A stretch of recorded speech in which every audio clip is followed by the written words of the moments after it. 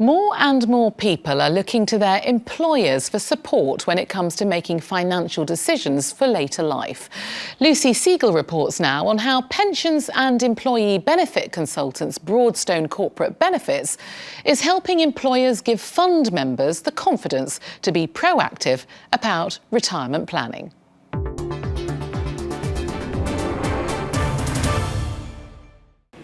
We know that the pension landscape is changing fast, and that raises the question, is it enough to focus solely on pensions?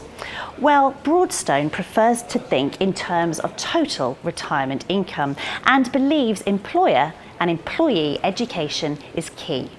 Make is a 12-year-old architectural practice in central London, housed ingeniously in an ex-car park.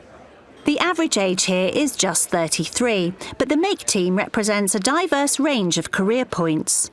Employee Adam Grice joined relatively recently. So how often do you think about pensions and your future finances? I expect it to grow as the career progresses. I do sometimes wish that I was better at personal financial planning.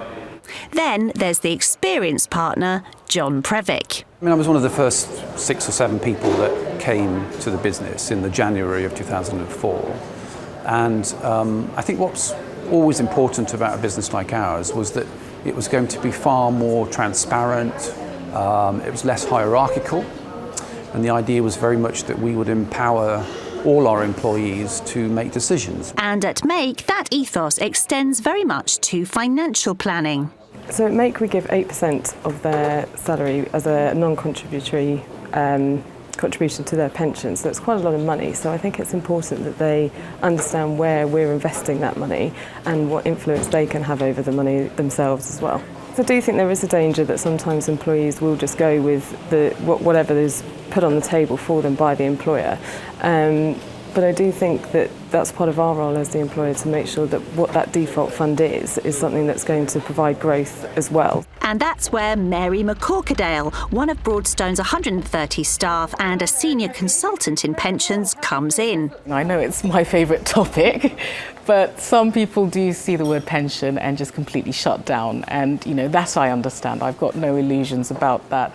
I think it's just to remember to relate to what matters to people. And if you talk about security, if you talk about choice, if you talk about understanding, you're reaching people then. Employers that do provide education and good marketing of the pension scheme they're offered, they actually receive value for money in their pension spend. It's standing room only as Mary holds a specially designed 15-minute briefing. The purpose of today's presentation, it should take no more than 15 minutes of your time, is to look at the provider and default fund performance, because the pension's been running for coming on to 14 months now. They've performed very well, and I'm very glad and very relieved to tell you that the switch was a good thing. So this is the evidence. Right, we've looked at how it's done in the past. Now, what can you do in the future? After the swift presentation, it's time to catch up with John. What Mary did, she explained the new tax laws that were coming into place that the government had established. And it meant for me, in my position, that I couldn't put as much money into my account as I would otherwise have done so.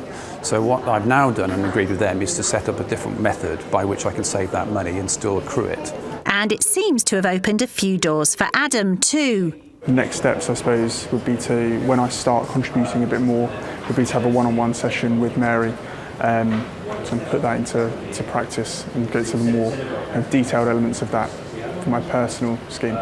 Overall, Broadstone's approach seems to be having a big effect here. We have an average age of 33 and 40% of those people salary sacrifice themselves into their pension. So I think people are getting more and more savvy about it.